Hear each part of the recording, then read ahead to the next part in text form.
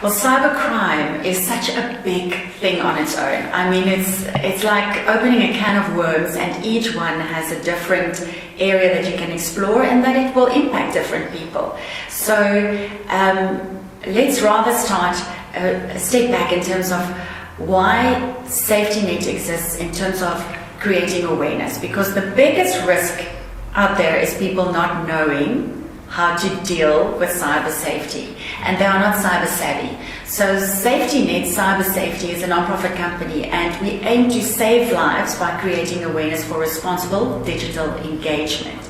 And we do that by working with partners, because we saw a need for people to actually have a place to go to. I mean, if you have a hacked account, or your phone was stolen, or your child is being cyberbullied, there's no real place to go to. You can Google, but you won't know where to go.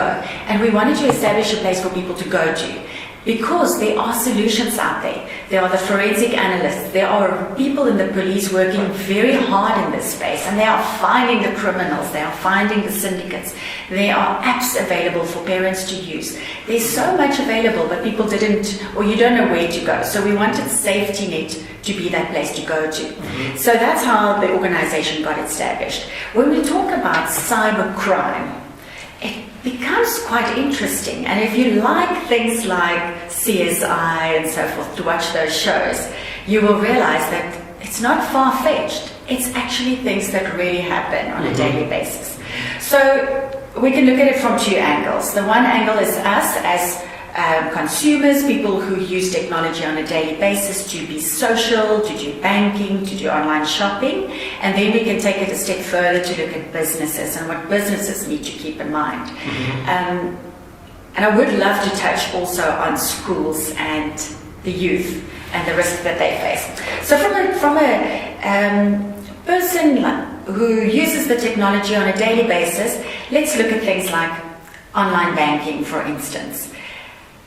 If you do online banking, we all know that it is really secure, and the banks are doing their best to keep us safe. However, we as consumers and users need to understand the risks. So when we look at online banking, online shopping, and any other transactions that happen online, there are scams like phishing scams. There are syndicates who want to get your credit card details. There are syndicates who actually go into and hack systems and online shops, who will then get those credit card details on the database to get to your money. So when it comes to transactions online, there are many different things. Like I said, we are talking about phishing. Most people know about these emails that we receive that say, listen, verify your account details, and we should all know by now that that's not on. You can't click on those, and still people are being scammed. When it comes to online shopping, another thing to keep in mind, or a tip that I would like people to consider, is never save your credit card details. I know it's quite a hassle to every time go back and put your details in again when you do an online shop, or you shop something, buy something online. However, in that way, you never have your credit card details saved into that database. So should it be hacked, your details are safer. So it's better to go and do that. Another way to do safer online shopping, for instance, is to buy credits. And there are various ways. People can go and search that. You buy credits, and that way you don't spend you don't use your credit card details. So that's in terms of online shopping. There's also a big consideration when it comes to personal information versus private information.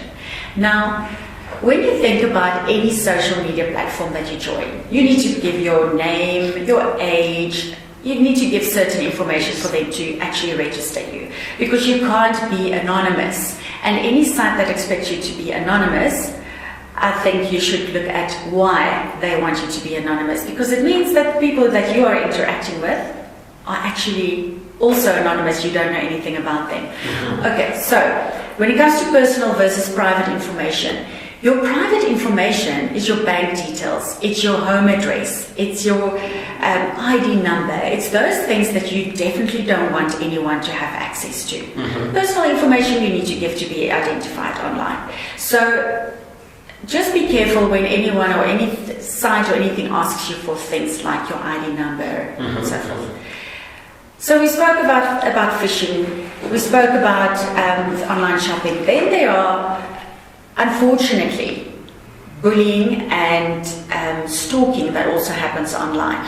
So when we talk about adults, stalking, revenge pornography, these type of things are very big risks that we all face. And look, the problem is, I always say we live in a digital dilemma because there are no rules. And what's okay in someone else's country is not okay in ours. And that's why the different countries have different rules and legislation.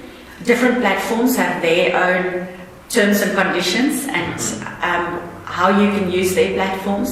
And if you imagine cyber, or if you imagine social media as a one long couch, you can imagine that in someone's home, it's okay to jump on the couch. In another person's home, it's like you sit, you no feet on the couch. In another house, people are feeding their dogs on the couch. Now, while this guy is jumping up and down, I'm saying sit still, and that person's like, what's your big deal with feeding the dogs? And that's where we have a digital dilemma, and that we need to actually know we need to be safe and adhere to the rules.